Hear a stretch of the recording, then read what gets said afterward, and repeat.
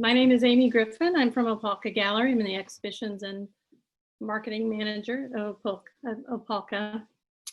I'm pleased that there's so many people coming here tonight for this talk from Lisa. Just a few notes about things that are going on in the gallery. We have a show up right now, Infinite Uncertainty, through Saturday. Our hours are noon to 5 p.m. except for on Thursday it's till 8 p.m. Last chance to see the show. We have an Instagram live at 1 o'clock on Friday with Tatiana Potts, one of the artists in the show, and that should be fun. She makes these great little books and she's going to show those to us.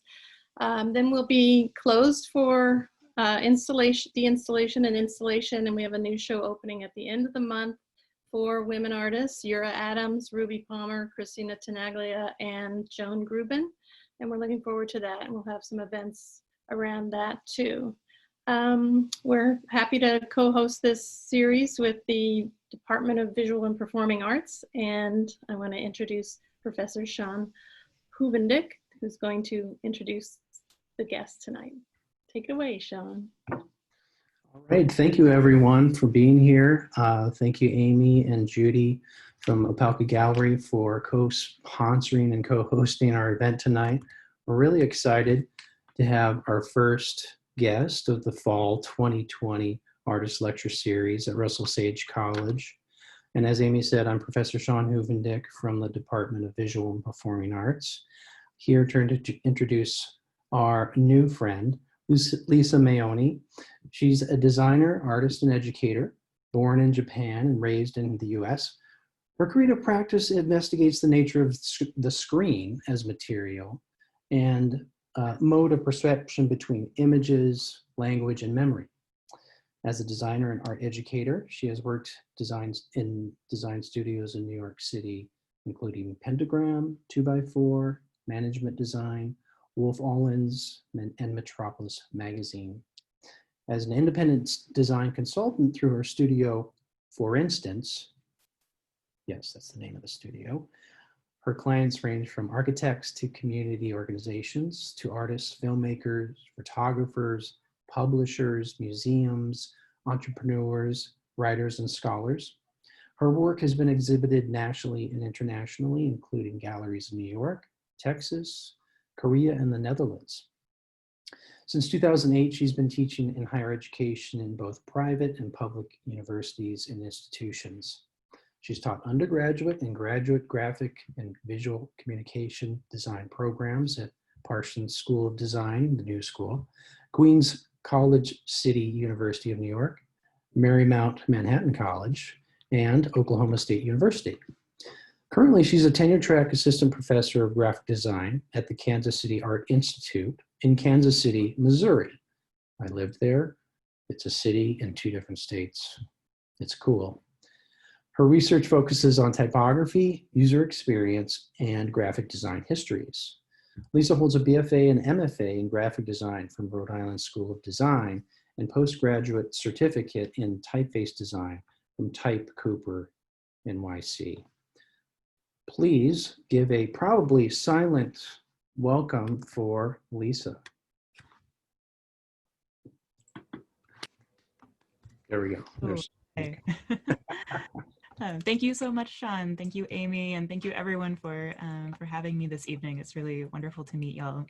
How's everyone doing tonight? If you want to share an emoji or just shout something out, good. I'm glad to hear it. Hurrah! I heard there was some crits that had just come down, so hopefully everyone's recovering from all of those great conversations. So I'll just go ahead and share my screen. Thanks for that, everyone.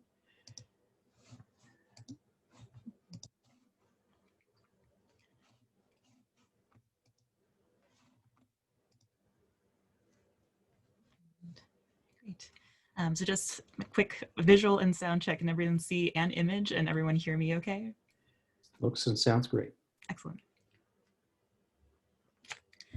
Yeah. Well, I thought we could start the evening just to maybe think about images and what we make with them together as we see them, experience them as makers, as producers, as consumers of them.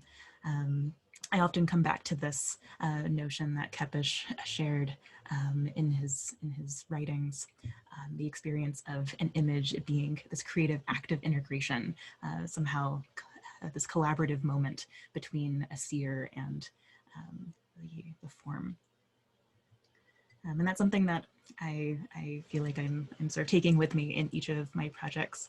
So maybe just to kick off, if you don't mind, this is a little bit over 3 minutes or so, and then I'll go on and introduce myself.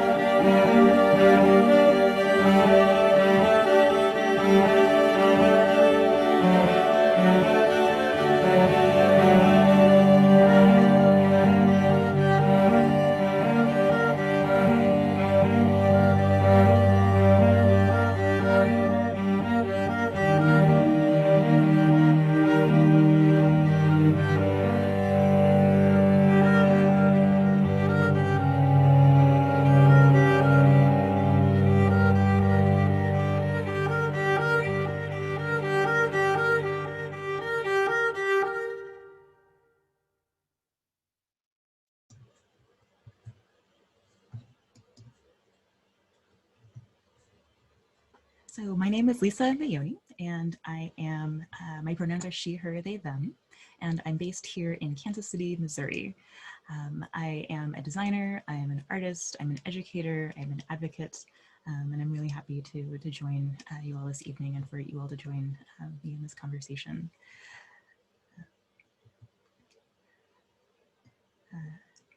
As Sean mentioned, I was born in Japan. I am part Japanese, part Italian, part Norwegian, Swedish, and somewhere places in between.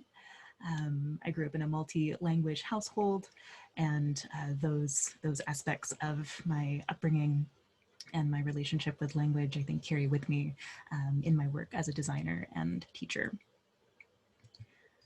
So I thought this evening we could sort of go through maybe a few things, so just to sort of pace out our time. And I also definitely think of this as a conversation. So if there's any questions or thoughts along the way, feel free to pop them into the chat. I have I'm able to see the chat on the side here, so I can check that from time to time. But also happy to share, converse at the very end as well. As far as what I wanted to share with you all. Thought we could, I would share a little bit about the kinds of things that I did, both sort of coming into school and coming out of school. So learning on the job as a professional designer, shifting my work and focus as a designer and artist, collaborations that I've been a part of, and some current projects and questions that I have. So it's kind of in that kind of arc and way. So as I mentioned, I'm from what I feel like are multiple places. And in that sense, I think the sort of transient space in between, between one location to another, whether it's within the context of commuting or moving, I'm familiar with. All of these places I would consider, or either have considered or still consider a home and a home at some point in my working and living. Most of my younger time was in Santa Rosa, California, and then Houston, Texas, I would say was my more formative years. And since leaving for college, or leaving for various educational and work experiences, Savannah, Georgia, New York City, Providence, Rhode Island, and Oklahoma and Kansas City have all sort of held me in some capacity, and some other points internationally for shorter but sort of various points in time.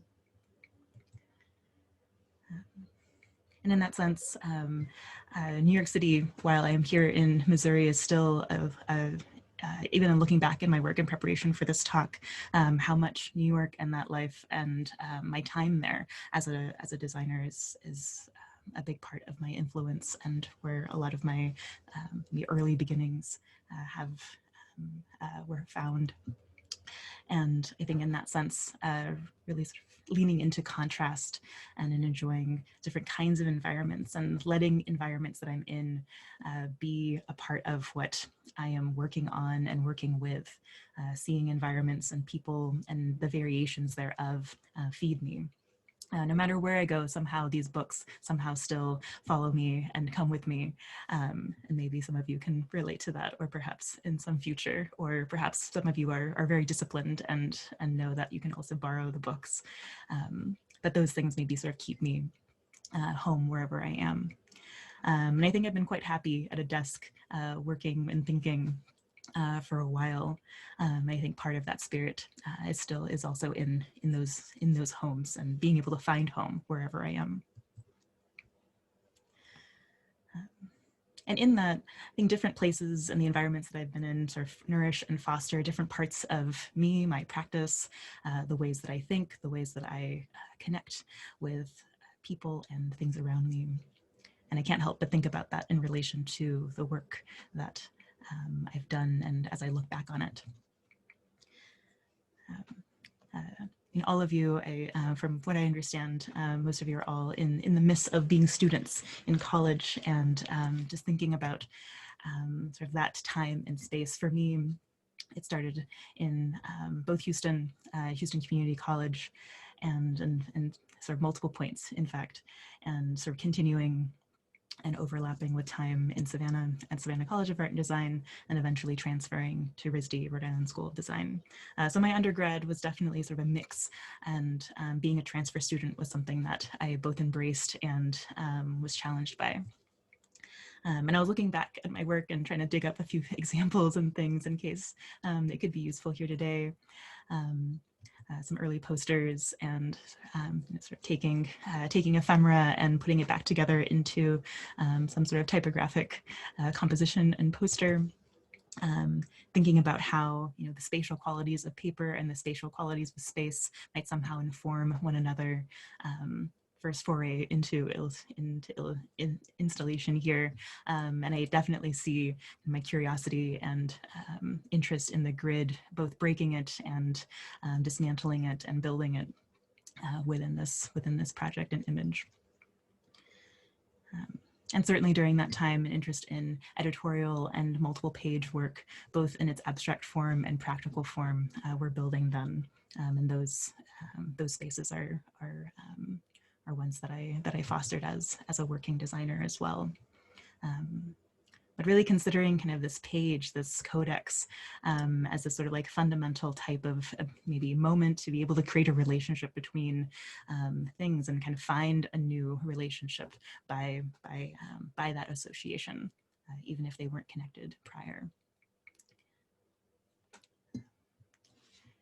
One thing I thought about also in preparing this talk, and because in reflecting on how are ways that I've described my work in the past, and I've used the term, I moved to New York after college because I wanted to be challenged and uncomfortable, and and looking for that challenge and non-comfort wherever I would go, whether it was a small studio with 2 people, a huge company with several floors, or whatever it might be. But in revisiting this term, I think what I really mean, or what I mean now, I would maybe more accurately, is that that I must notice and negotiate my position wherever I am, and to appreciate what challenges me and to appreciate what challenge my comfort, and to know that that changes and fluxes depending on where I am, whether it's per day or per season in my life.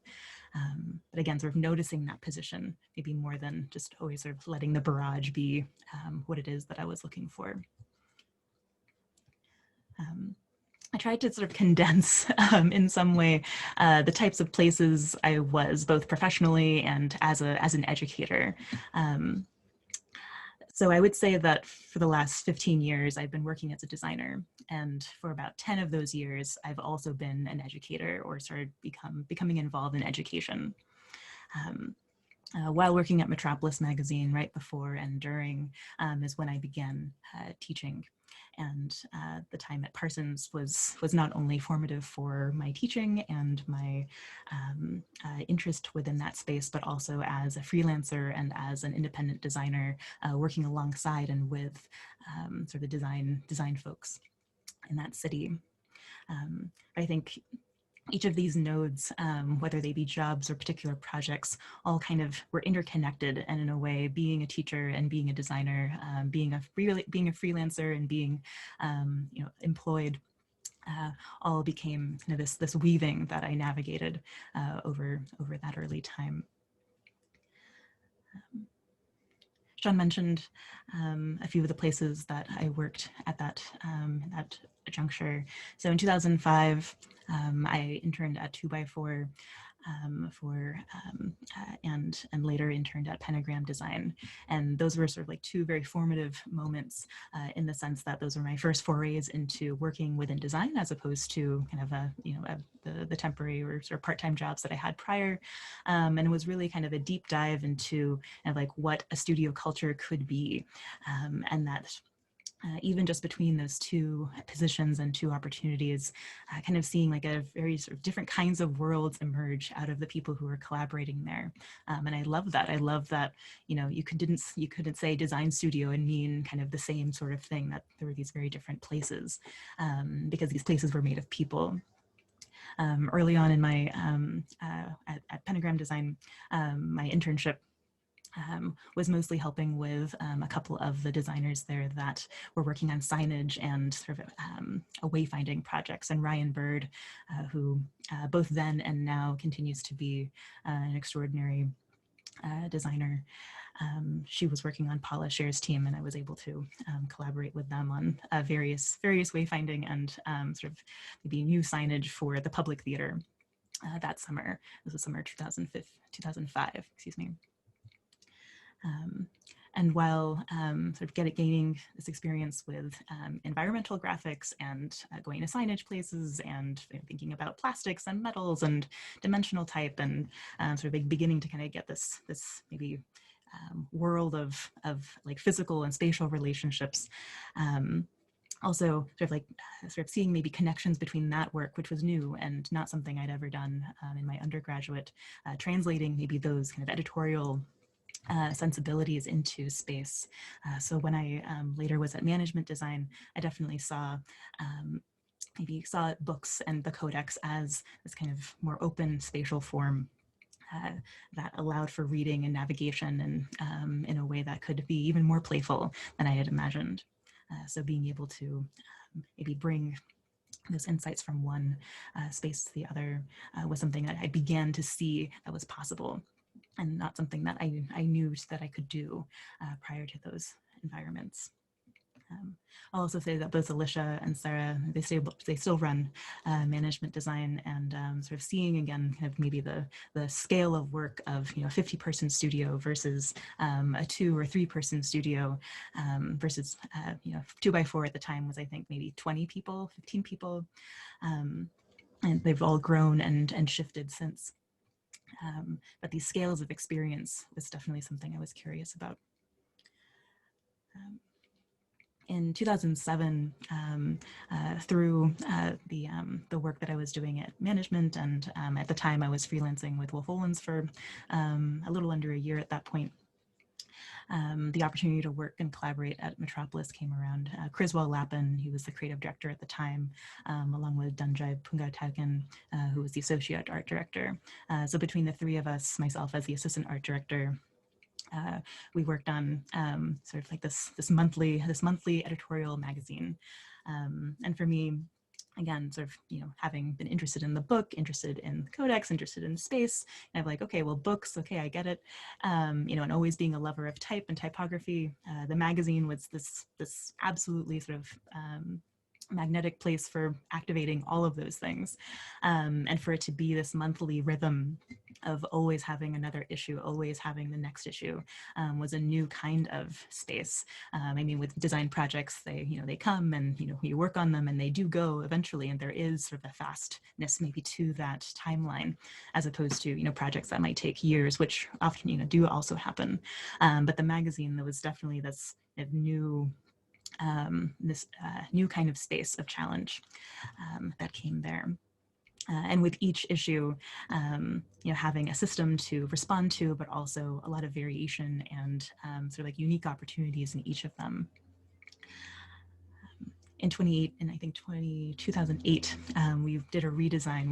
We sort of went smaller in size, sort of downsizing in the sort of the spatial element of Metropolis magazine, which was always known to be kind of this large tabloid size publication, but still finding some new systems and opportunities within that to make it navigable, and also maybe more connected to some of the other ways that Metropolis was communicating at the time. I worked there as an assistant art director for about 2.5 or so years.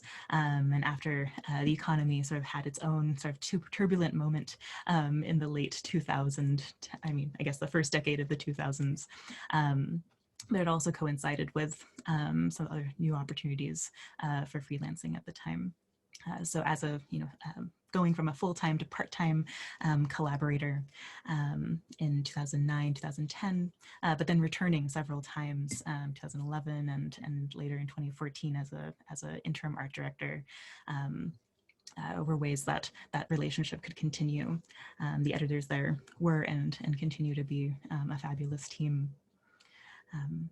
The world of Metropolis in a way opened up kind of like how I was looking at design. I mean, design, graphic design, and having gone to a school that had a sort of art school and getting to know that space, but seeing that design sort of both with a capital T and a lowercase d was so much wider. There were so many ways that Metropolis engaged with the design community in New York City, from industrial design, furniture, product design, what have you, and kind of seeing that wider scope through the miscellaneous projects was definitely sort of part of my growing then as well. It was while I was working full time at these jobs. I was working at Pentagram was essentially 9 to 5, or more like an 8 to who knows when. And management design, we were working on the Al Gore Inconvenient Truth book. It was definitely sort of an intense period. So while I was dedicated to working at these places, I made myself, maybe, I don't know if it was a promise or sort of aspiration when I first got out of school, but I always thought, okay, I will always, wish and hope to work for and with other people. But I always want to have something going on that is, I don't want to say, well, something that's mine, or something that like feels like I'm the direct connect between the work and where it's going. And Knit Knit magazine was one of those collaborations where sort of meeting kind of like through a friend of a friend, and through the networks of folks that we all know, sort of like projects emerge and sort of come to us or run into us somehow. So creating this magazine, or creating this issue of this zine, this particular one, each issue being very different. I only designed one of them, but Sabrina Gushwalder have envisioned this zine as something that I'm kind of reinvented at every issue, but always about knitting and knitting culture, and sort of like weaving, not just in the physical sense, but weaving culturally. And it was through this project that I sort of started to gain some confidence of like, okay, well, I can make like, something with someone, and it doesn't need to be through a studio, or it doesn't have to be the only kind of way that I work. Perhaps, I can sort of continue this. So in a way, I sort of had a parallel work life. I was working, I had jobs, but I also was beginning to kind of essentially sort of create a freelance life, where in a way I wanted to try to model maybe the kinds of things I was learning at these studios, and try to maybe sort of bring that knowledge, or bring that kind of sort of structure on projects and thinking into sort of an independent space. While I was working at Wolf Olins was when I did the aftertaste projects for Parsons for the School of Constructed Environments.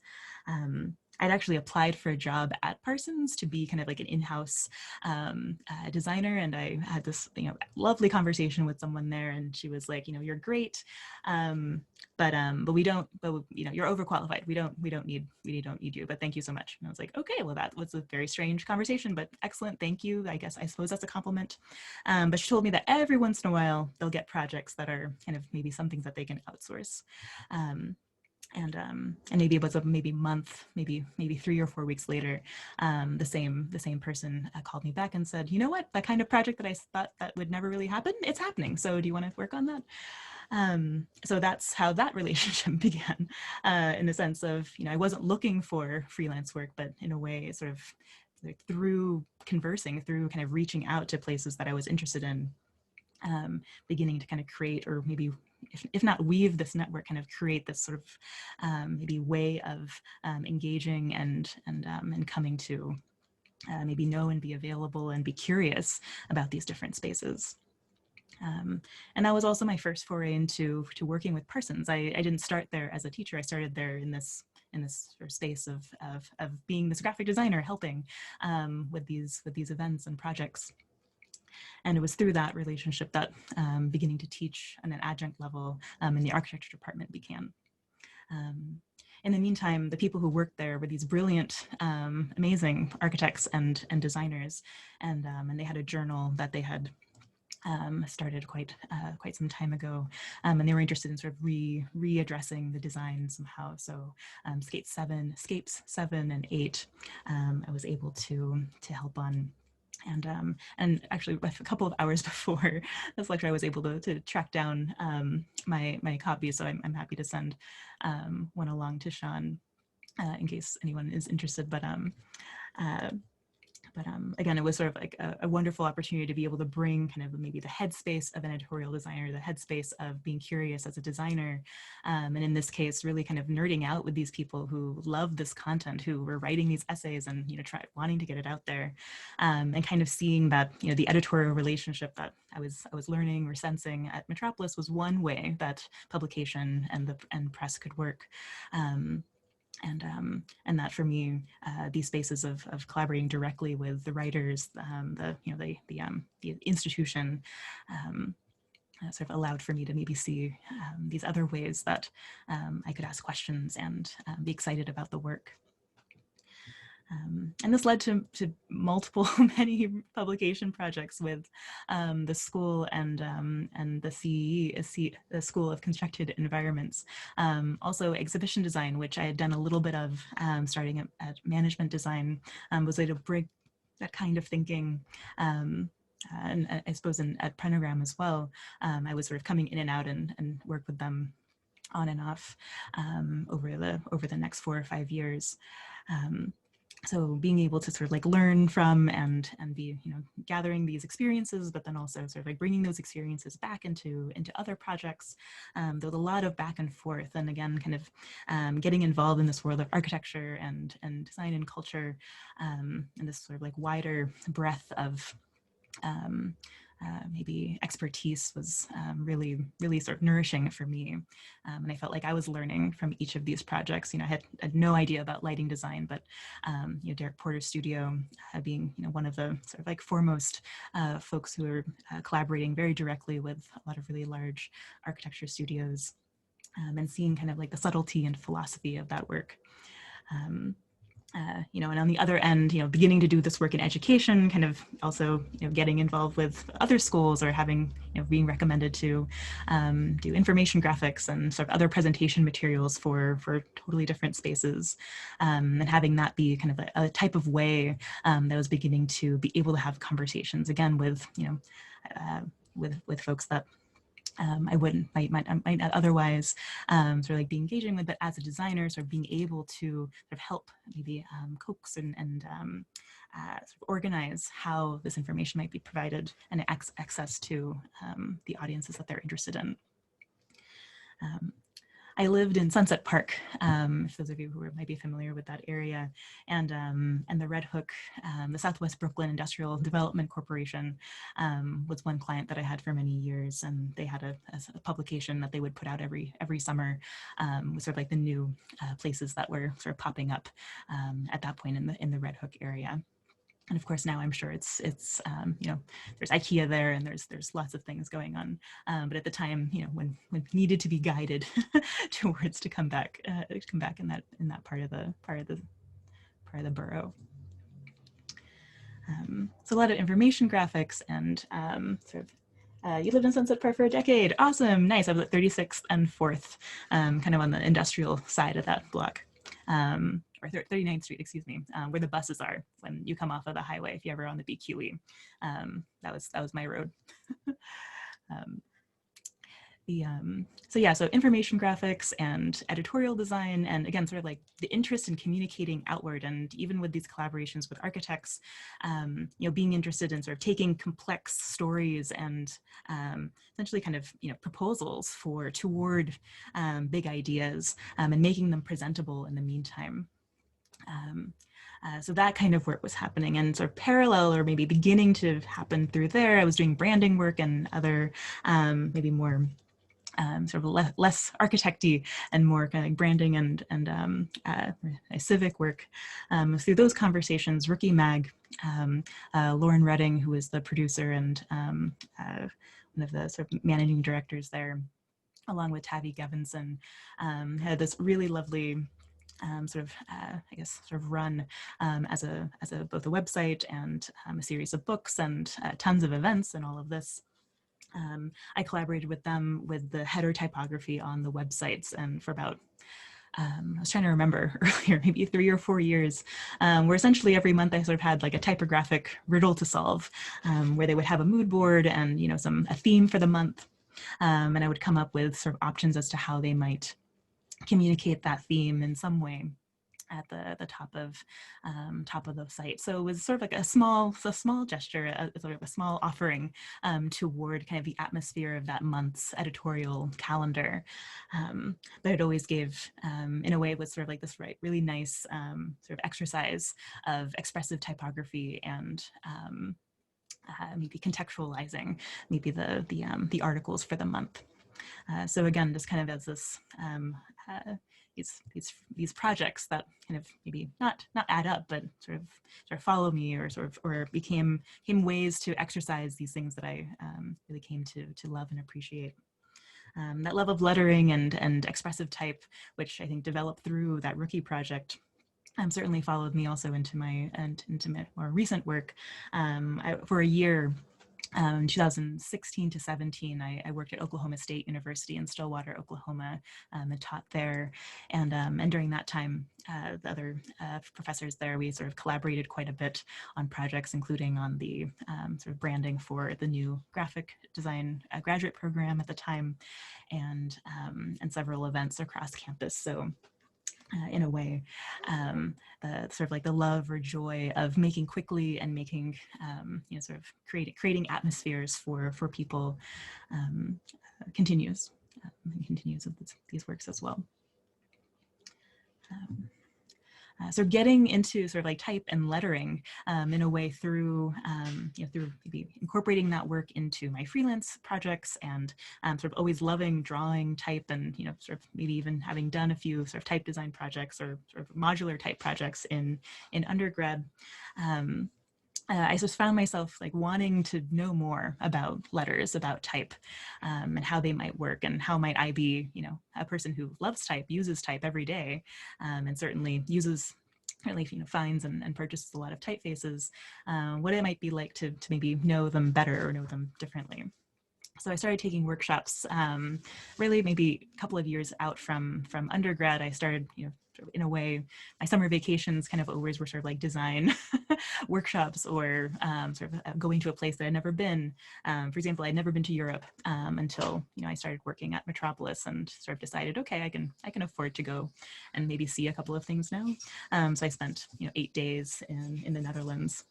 I was sort of wondering, I heard about all these things, but I've never seen it. So in that way, I think the workshop, the sort of like the short-term intensive, the traveling and the going elsewhere, sort of became ways that I would maybe dive in to my curiosities and do them deliberately.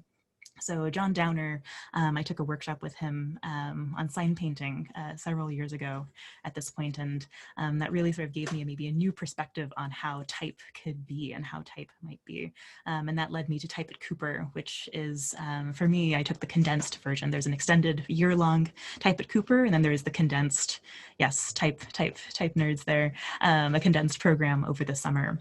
So I ended up doing the 5-week condensed program in 2013, and it was definitely, it was condensed in all of the ways. It was 5 weeks long. It was 9 to 9 every day, and somehow between the first day we're drawing in pencil and learning calligraphy the first 2 weeks, and creating letter forms, and sort of like learning the stroke at its base form. And then spending 3 weeks both conceiving of and creating a typeface. So 5 weeks, sort of essentially committing a miracle. But it was an incredible experience in the sense that I had never sort of seriously, sort of designed type. If many of the other folks in the workshop had made type on that was available on my fonts. So I thought, this is clearly out of my league. But it was this wonderful, for me, a wonderful way to sort of see type newly again. And maybe this is, at that point, maybe not quite 10 years out from undergrad. And again, having been a professional working, using these things, and sort of just going back to the basics of being like elementally, like what is happening, and not only what is happening and let me learn about it, but let me build it and let me see it from the inside out. So I think through that experience, an interest not only in type increased, but also the way that I might engage in typographic history and graphic design histories generally began to brew and maybe sort of click over a different way.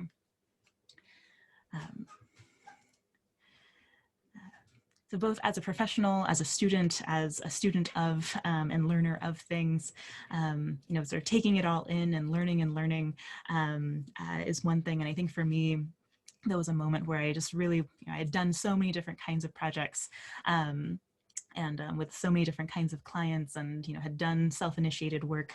I really wanted to know, okay, like now that I've been working for 10 years, what do I know, and what do I want to know more, and what do I not need anymore?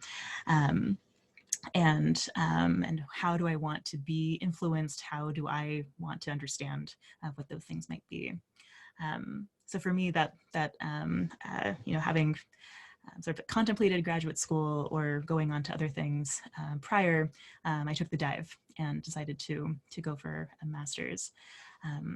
I think beyond it being, you know, sort of like a master's degree time, it was sort of 2 years to kind of take everything that I'd ever understood about being a professional designer, being a communicator, being a sort of collaborator with architects and curators and writers, and kind of think like, what is graphic design made of, and where do I see, you know, my practice, the practice generally, like how, you know, I want to see it, and I want to see it clearly again. One of the projects I worked on with several colleagues there was the graphic design triennial, which is essentially kind of taking 3+ years worth of work, of student work, and sort of finding a way to organize it and share it and show it in some sensible form. And I definitely see that project as sort of one of the several opportunities to kind of be able to take a step back and understand what I was a part of, or maybe what the maybe cultural context that and how work was being influenced by whether it be trends or, you know, political swings or social context, and maybe what it wasn't there. And to be able to maybe allow the work to sort of be conscious of itself, and for us to sort of see, you know, what our relationship was with all these images and sort of documentation and the work of it. So in the curation of the show, essentially sort of maybe pulling it through sort of like many multiple lenses of questions, and thinking about trace, document, relation, reflexivity, and circulation as these kind of maybe core things, core principles, core movements that design functions within, and how do we engage that through the works that we sort of offer into these contexts. And this project was one of those projects that I could not have done alone. I could not have done this project with myself, you know, in the evening, you know, after work, or, you know, sort of quietly, spontaneously. It was something that needed to be coordinated and thought through and shared and expanded, and because it was sort of too big to do alone, I think it made it better by being a part of sort of like this collaborative sort of like maybe cycles of people and things to come together and make it into this thoughtful both a document, maybe as a set of documents, but also the experience of it as an exhibition and as a sort of time capsule for the department. And again, you know, some projects are, you know, involve many people. Some projects involve less. Sort of just how new and maybe sort of different outcomes maybe are allowed for when you open up a project, or sort of let it be and see it as something bigger than one can do on their own. Looking at familiar things with curiosity. So again, having worked for a while, you know, I wanted to kind of look at graphic design not only as sort of like a practice or a thing that I could do, but also as a subject. So one of the ways that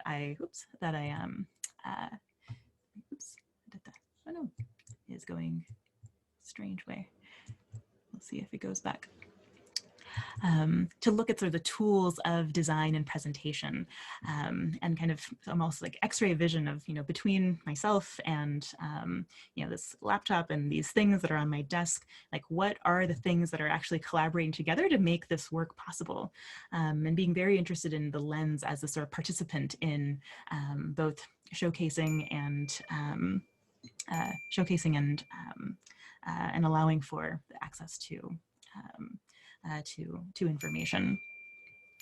So I did a lot of work with video, photography, both with and without type, with and without sound, and kind of understanding like what can we see or what can we construct in this little hollow. And when we use these things in both correctly and also when we use them in ways that maybe are not so correct, how does that maybe change the opportunity? So when I break the projector as opposed to use the projector in the way that it is, what do those component parts do when they're all separated or when they're sort of hacked together in a new way? What kinds of other textures or patterns maybe can emerge from the parts and pieces, and how might those then inflect or create new visual opportunities to be understood on the other side.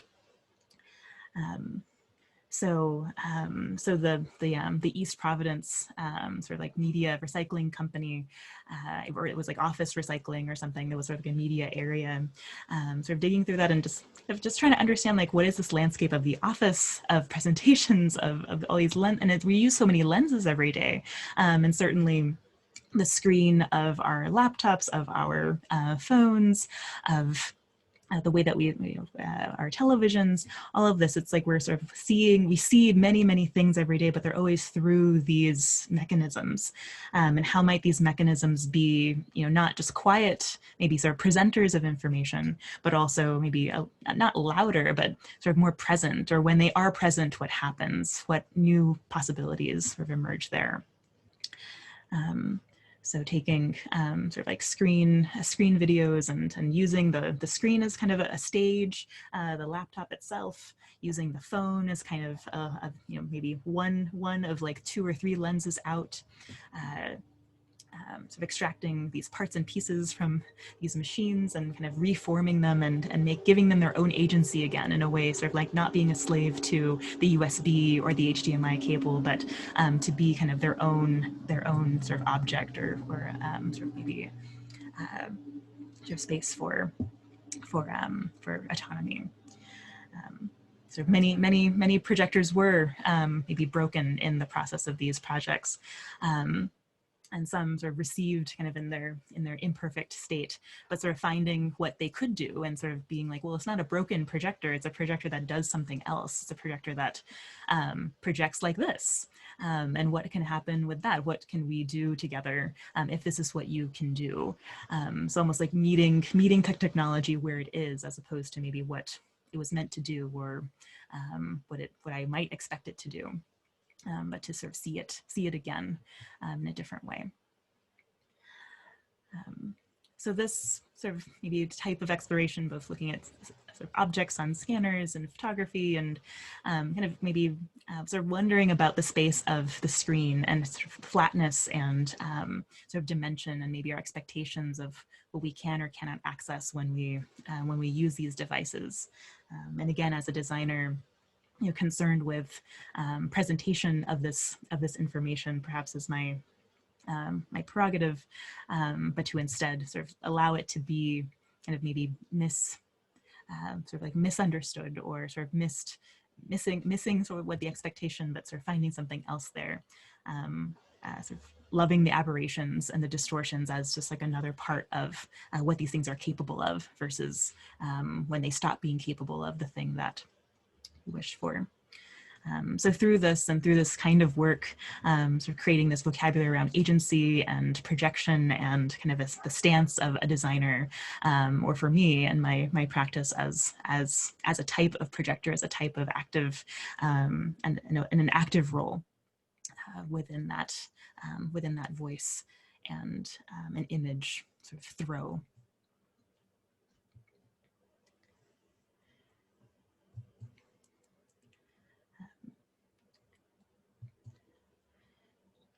So it's during this time that, and during these conversations, that I also got mixed up with these crazy fellows and people. So the summer of 2015, so I was still in graduate school. I got a fellowship to travel to the Netherlands and Belgium to participate in some workshops there, and through that workshop, I met these like 9 other people who we all loved working together really quickly and fast, and we were using Reso printers and making these publications every day. It was a really sort of fast and furious but kind of exciting 1 week time, and we thought, hey, like we can keep in touch. We would love to work like this again. Who knows? Like we all live in completely different places. Maybe we can still work online together somehow. So this is before we needed to socially distance or before we needed to be on Zoom. We sort of took on, what Google Hangouts at the time could do as a way to communicate and create together. So through a series of applications and creating a resume that was sort of amalgamation of 9 or 12 people, I think at the time, we applied for a residency at the Van Eyck Academy, which is an artists and design residency over in Maastricht in the southern part of the Netherlands. And this was our studio room. And essentially, we kind of decided that through the 1 year that we had at the space, that all, at the time, 12 of us, it sort of became 12, went from 12 to 9, and now there's like 5 of us that are still kind of sticking with it. But we all would sort of rotate almost through this residency and kind of come a few at a time, or whoever could afford to get there in person. But then in the meantime, we would be collaborating on Hangouts through Google Drive and through Slack, which was sort of like our main sort of forms of both documentation and collaboration. And a lot of things came out of this collaboration, not just these sort of friendships that have lasted through and since then, but also these sort of practices of maybe sort of making process public and making this sort of like small community of people who really didn't know each other very well. Like we weren't friends already. We'd only seen and met each other for about a week's time. And in a way, sort of getting to know one another was part of the project, getting to know each other, coming to learn what we're all about or what we're interested in, how we might communicate, how we could communicate, what language or languages were most comfortable for everyone. English kind of being the common language, but not being the first language of most people. And even for myself as an American designer, beginning to maybe in a way, maybe for the first time, palpably understanding that I have a true privilege here to be able to communicate so clearly in the language that I feel most comfortable in. And appreciating more increasingly as the projects went on, that I'm humbled in that understanding and humbled in that ability to communicate, and my role to listen was even more more important as a designer and creative person within this particular atmosphere. So again, as I mentioned, there were 9 of us, let's say, really throughout that year, that some of whom were in the room, at any given time, and some of whom were, in this case, Joanna, who's there in California, drawing with Sonjun, who was in Maastricht. And sort of finding ways like how can we make something together when we're not together, and how can we make sort of tools out of the tools that we have, and how might we not like make something beautiful, but make something drawing in the air. I didn't know the sound was there. Huh. Well, I guess we could listen to that if we wanted, but in a way, just sort of finding new ways to collaborate, and in that way, that maybe not the novelness, but the negotiating and going through the process of figuring out how to collaborate, being one of the biggest parts of what we all sort of were able to share and leave with. And I think still sort of visiting some of those strategies today, certainly with some of the ways that we're communicating these days. Yeah. And drawing in the air. So we made a lot of things that year. Some became paintings, some became flags, some became websites, some became sort of any number of sort of printed ephemera. And in at the Van Eyck, they have a really great print lab there. So the Riso was certainly a friend to all. But again, sort of looking for ways and venues to make things together when we could never see, and oftentimes couldn't always synchronously sort of be, in a file at the same time, but to somehow be able to go back and forth and sort of make opportunities for the other to contribute. Sort of custom print, sort of like designs for knitting and weaving was one thing that we definitely took advantage of as another way of printing and translating ideas. one of the projects we did in a site-specific fashion was over in Flint, Michigan, at the end of the summer then, where we were invited to take part in this arts festival. And in this case, at this point, the Flint water problem was definitely more on the front page news, and is certainly still exists extant, and certainly continuing today. If any of you are from that part of the country, but this of many projects within the festival that addressed the river. So in this case, we decided to sort of map the river where this water was coming from, and use this flag language as a way to sort of mark or maybe sort of mark that mapping of that particular time of where the sort of like the problem and where the sort of the outcome was coming from, and letting that be something that we collaborated entirely online, and I was the one who executed the sort of the physical aspect of the project. So we tried to work in multiple capacities, and again, all of it was about sort of communication and the sort of like and this is sort of an old screenshot, right, from back then. In a way, it's even just looking at these interfaces of communication as we are today. How do these kind of affect the kinds of decisions or the kinds of ways that we might arrange our way of talking to one another or understanding one another? And again, sort of finding maybe something beautiful about what we do understand and what we misunderstand, and that being sort of another outcome in a useful way as well.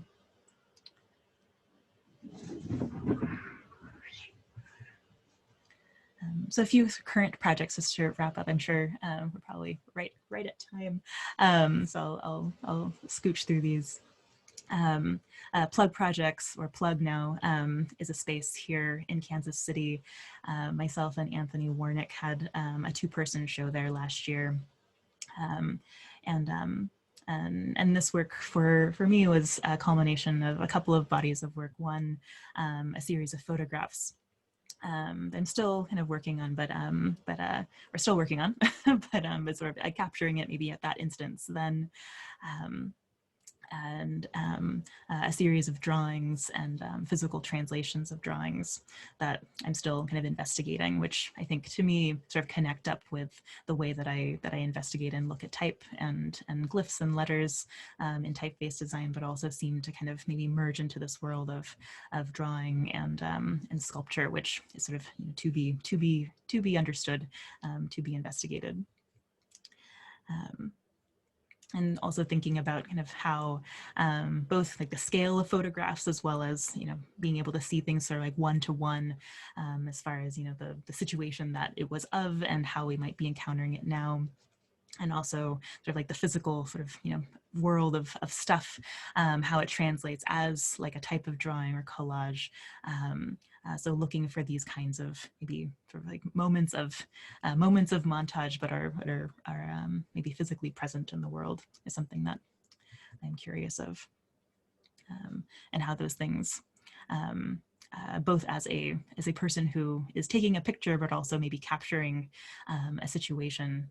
Again, I wouldn't call myself a photographer, but I use photography and video quite a bit as far as like a way to capture and a way to maybe hold the kinds of things that I want to see or be able to see again. Always making new type, so crossing fingers, maybe in the next like 6 months or so, I'll have sort of like a new part of Hammond, and some clarified glyphs there. Still working on that bold, which is pretty tricky.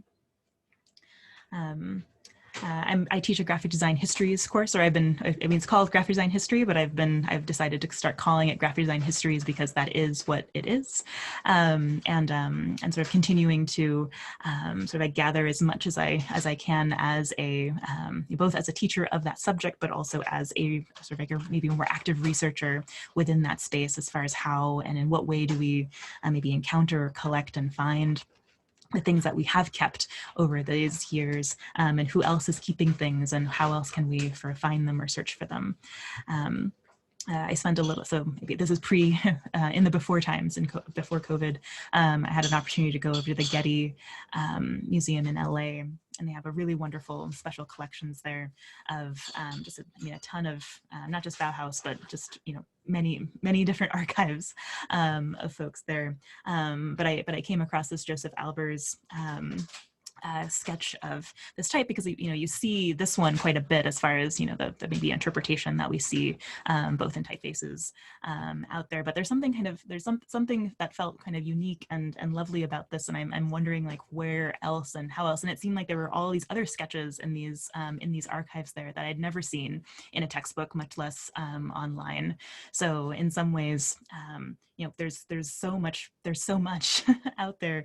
How might I, as a singular, type curious person who leans and is interested in type, both sort of find more within even these histories that we do kind of maybe centralize. It seems like there's maybe we've only scratched the surface of that too. So it seems like there's just so much more that we could be looking at, seeing, understanding as designers and as graphic design historians, and that each of us as practitioners are able to bring that conversation into our work, and to let it come in, let it be meaningful, and let that context be something that we're looking for, because there's always more.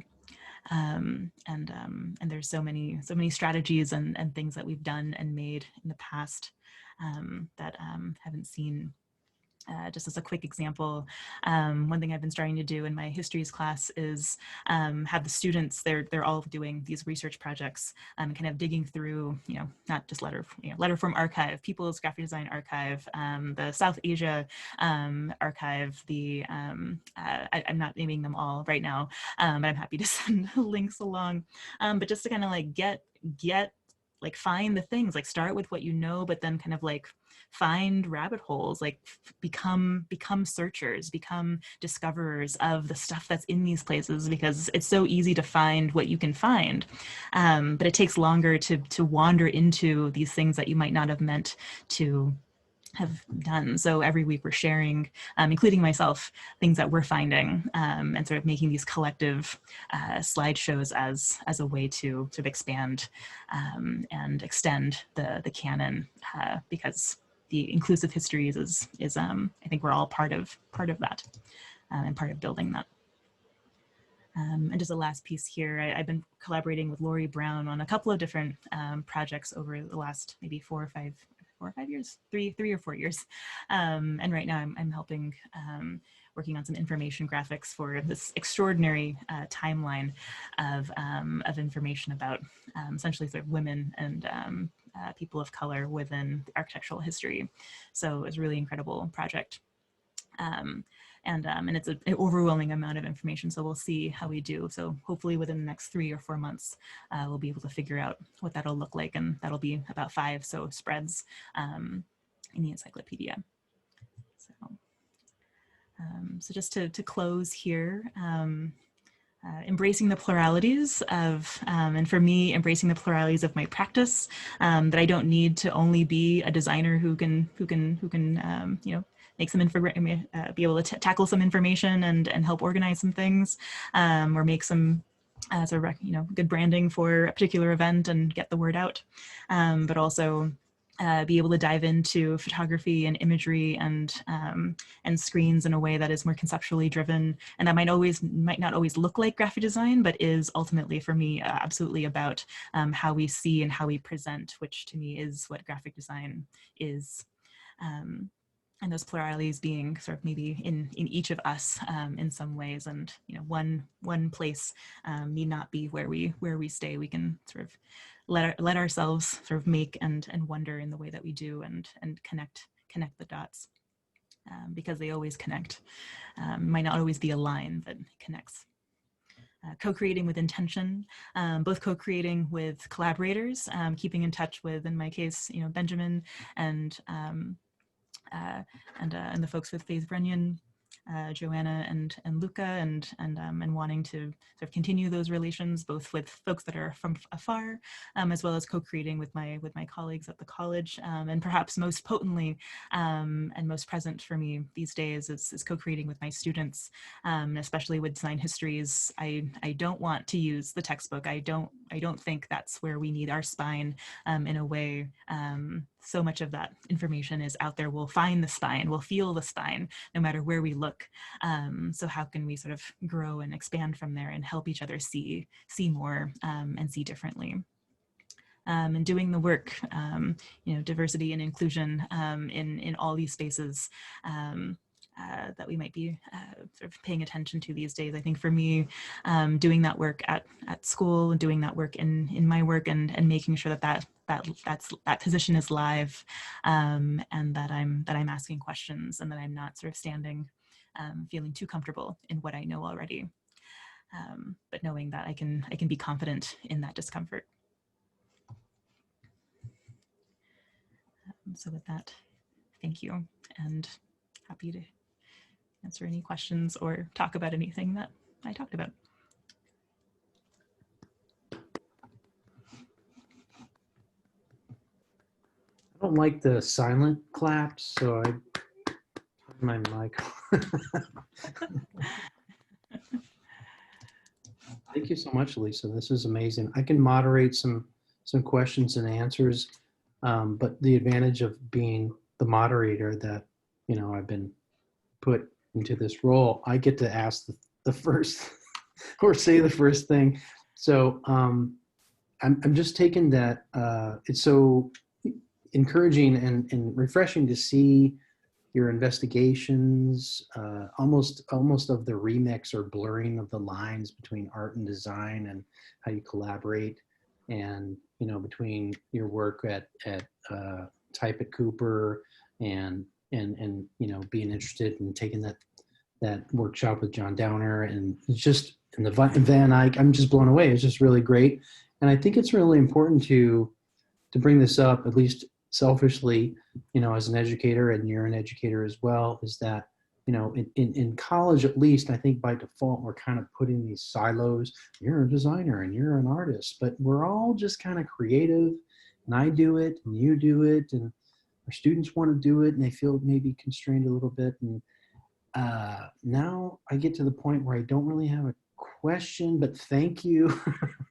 for bringing these things up, because it's very clear that you can combine these things and pursue these interests that you have, and work with people, and to a certain extent, it seems like you're also in a way inspired by conceptual art itself and silhouette, and just letting the idea become the machine that makes the art. I'm really grateful. Thank you.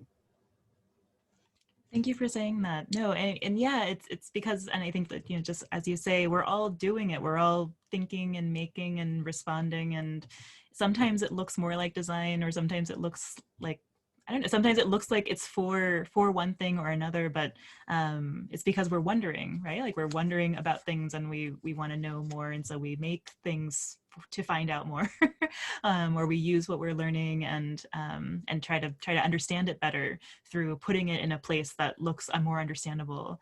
And yeah, and I love that it can sometimes, it doesn't have to look, the outcome doesn't always look like, it doesn't always look like maybe what we sort of started out thinking that we'll probably need to make, right? It sort of becomes what it needed to do in order to answer that question, or maybe give us a better version of our question, so we can ask it again better in the next form, or find the right place to put that question. Right. Yeah, that's good. If you have a question, anyone, you can just pop right in, unmute, put your camera on. That would be kind of nice to see your face. There's a question in the chat. Client work can be challenging, but you seem to have had great collaborations. Can you talk about any projects that you may have struggled with, or that were particularly challenging? Yeah, Judy, thanks for that question. No, I think it's a really important one, and I'm pausing only because there's multiple examples. I just talked about phase grunion. So phase grunion is an anagram for organized fun. And there's many anagrams that we came up with or sort of rotate through. But in a way we thought, okay, well, to be able to collaborate, we need to be organized in a way. Like, it can't just be fun, it has to be organized, because otherwise we won't have any fun, and we won't be and we'll be disorganized, and this nothing will ever actually happen. And there's a lot of times where it almost felt like nothing seemed to be happening. It seemed like a lot of things were happening, but nothing seemed to get made, nothing seemed to sort of come together in a way that it's almost like through us working together, we're witnessing what is usually kind of this internal invisible struggle of having an idea and wanting to do something with it, but it was happening in front of us because it was happening, with ourselves plus 8 other people fumbling or not doing something or not showing up to the hangout on Sundays, which we did every week for a while, which is still hard to believe that that was something that we really kept up for that year. We still do them more or just less frequently now. But it is a struggle it's a struggle to collaborate. It is always a struggle to collaborate, in the sense that if it feels super smooth and natural, it is so amazing. And to really to truly sort of be like, not to be like, oh, you're so lucky, but it's more like, that's hold that, or sort of see what it is that's sort of making that feel so smooth. I think maybe co-creating with intention, maybe that's what I might be sort of talking about a little bit there. I'm sort of reflecting on my own wording there. I think with clients, for example, they might have a really clear intention, like, we need to have more people know where WedHook is. We need to have, more readership for this journal, or this needs to feel like, butterflies and rainbows for this type treatment this month for Rookie. There's a vision, right? Or there's an intention. I think one thing that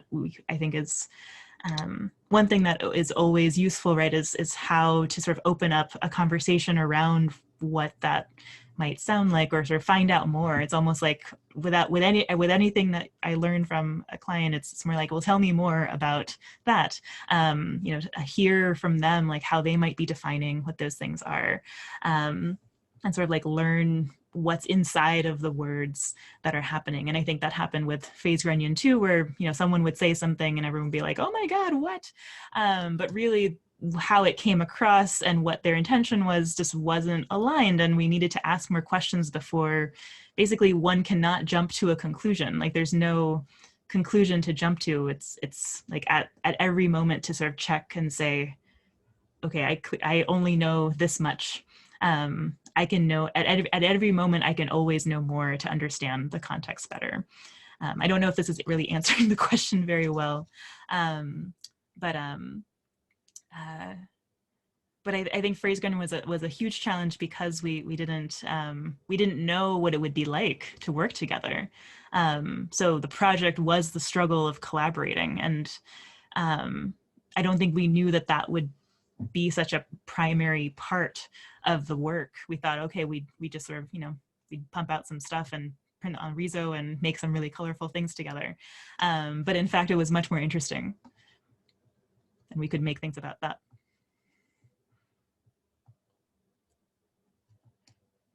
Yeah, that's amazing. With the Van Eyck residency, was it intentional that somehow the 12 of you came together and then put in an application? That's, yeah. So maybe a slightly more complete story of that. So the workshop that I had attended that summer, I think it was that August, was at the Van Eyck, and it was sort of like a 1-week short-term project with collaborating with Rosha Klopp and a few of her colleagues, and it was sort of just set out to be like a Sunday to Saturday kind of workshop. And that was where we all met. So basically what we had in common was that we all did this work, or we all wanted to and signed up for and transported ourselves to this workshop. That was the only thing that really we had in common.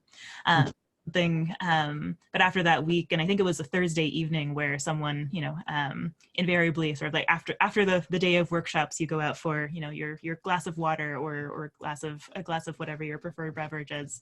And we were talking and reflecting on the day, and someone was like, wouldn't it be great if we just kept doing this? This has happened every week. And we were like, that would be amazing and great. And it was through that where it was like, no, but really, like, what if we just kept doing, what if we found a way to do this somehow? And we knew that the Van Eyck would be doing their next round of applications a few months out. So we thought, okay, well, maybe we can just sort of put that question out there while we're here and see if, like, could we do a residency with 12 people? That's amazing. And of course the answer was kind of like, not really no, but not really yes either. I think they were like, we don't really know what that means, but apply and then we'll consider it. So I think it must have been, by maybe mid-September, early September that we all decided, okay, well, let's do this. Let's do October 1st. It's due October 1st every year. So if any of you in the room here are ever interested, I would highly recommend looking into their program. It's not really a program as much as it is sort of a time and space to be in. It's a really lovely community. But yeah, we had our one resume was essentially 12 resumes sort of smashed together. So we a very highly educated ambi, what did we call it? It was like a genderless monster that we called Phrase Grunion. That's great.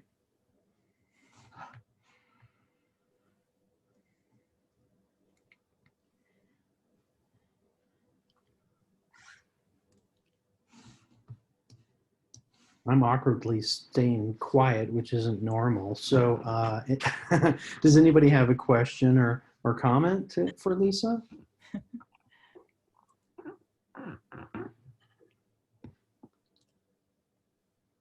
I mean, I see here from Melinda about how the process is just as important as the end product. Absolutely. I think the part of the product of our work is the work of doing it. So how we capture it or how we maybe think about it or how we share it, I think, in the process perhaps is one of our maybe one of the things that I enjoy about that process. Okay, is it Leah Rico? Right. Can you talk more about the decentralization of your design history class? Sure. So this is my third year teaching the graphic design histories course. The first 2 years I used a really wonderful textbook called Graphic Design, A Critical Guide by Joanna Drucker and Emily McVarish. And it's really good. I mean, it's solid, it's like very well organized. And I think if anything, the organization and the timelines and the vocabulary at the end of each chapter are really kind of like really approachable and I think is really friendly for students and, just having conversations around the topics. But I think one of the things I never loved about it was that I felt like the examples didn't feel sort of like too broad. And it wasn't that it was, and I think, and again, I think that when McVarish and Drucker were writing it, I think they knew very well that it was sort of coming into and being maybe a new participant as a textbook, sort of next to the Megs and the other one that has a person that starts with an E and an S. I'm sorry, I'm not remembering that one, Eric something.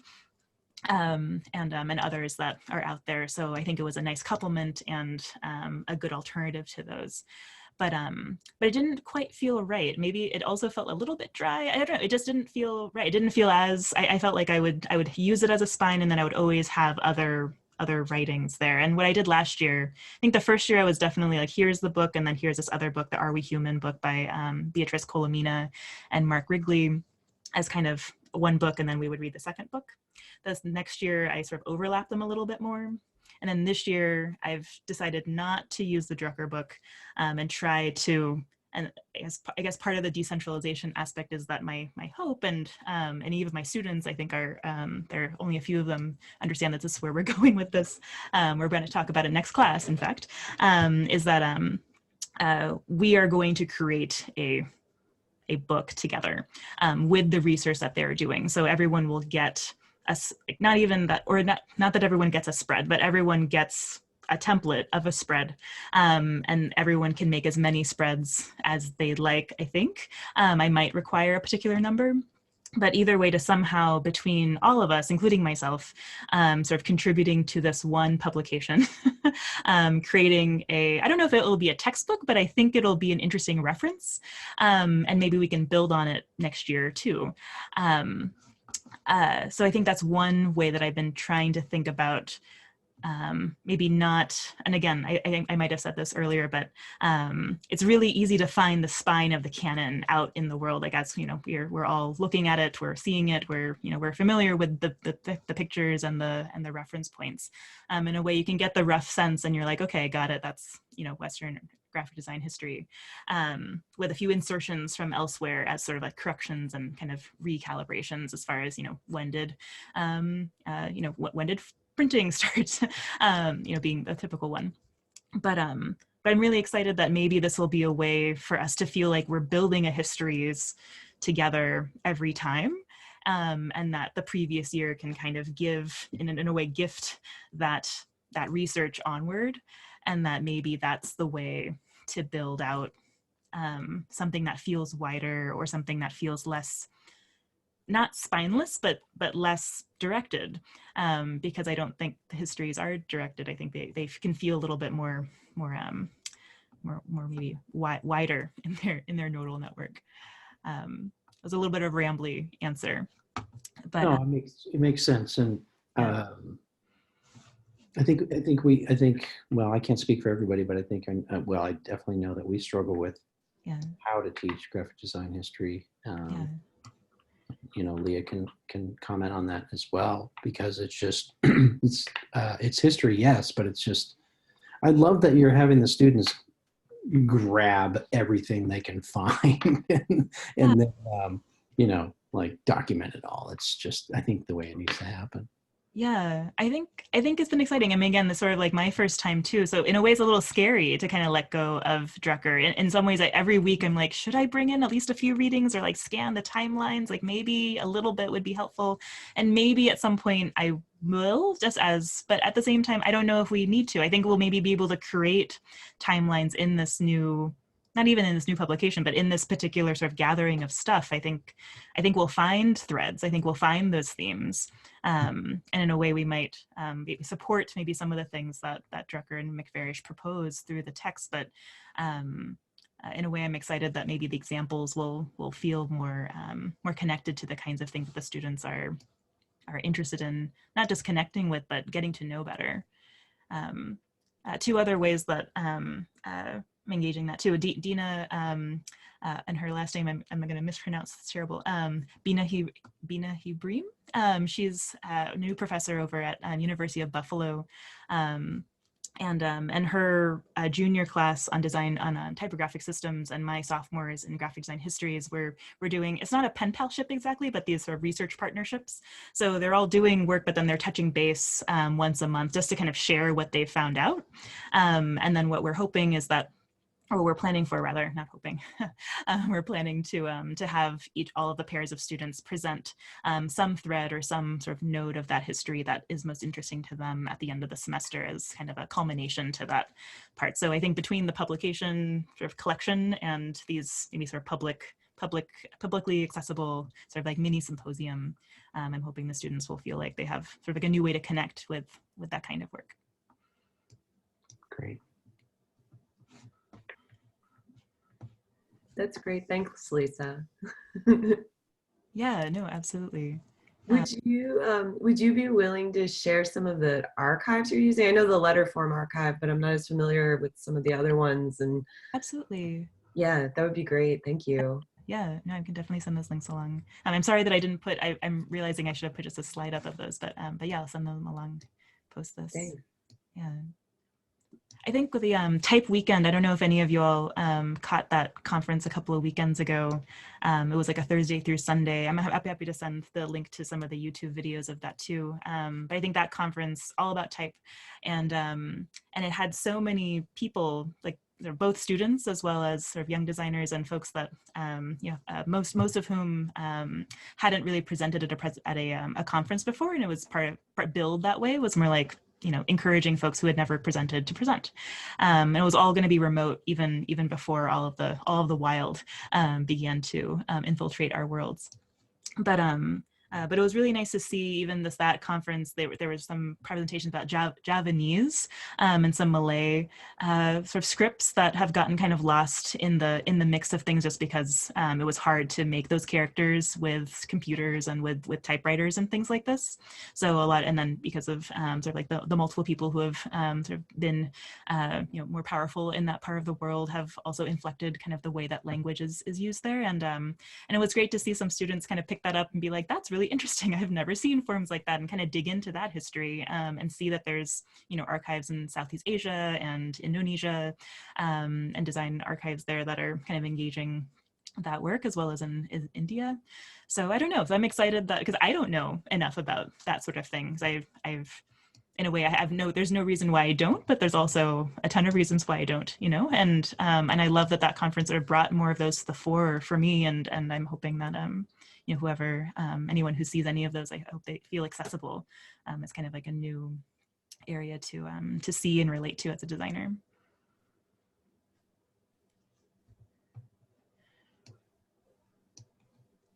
Great. What do you think, y'all? You have more questions? We're kind of nerding out here on the type of education, design history stuff, and that's, I'm super happy about that. That's awesome. But if you don't have any questions, how about you just turn your camera on and just wave so we can have like real human faces for a hot second, and then we'll call it done. What do you think? Mm-hmm. Could I take a screenshot photo of all of us? Would that be great? Like, if we were all together, we could all take a picture. Yay. Yeah, it's like we're hanging out together, but actually we are, so it's all good. Aw, look at everybody. Oh, it's great to see you all. No, this is fantastic. Really, thank you for having me and for the questions. Please feel free to keep in touch, or you can give a follow or whatever you feel comfortable with. I'm happy to be a resource and connection point for any and all of you. Great. Thank you, Lisa. Appreciate it. Bye, everyone. Thanks again. Take care. Okay. Good luck in the rest of the semester. Enjoy All right, you too. Thanks.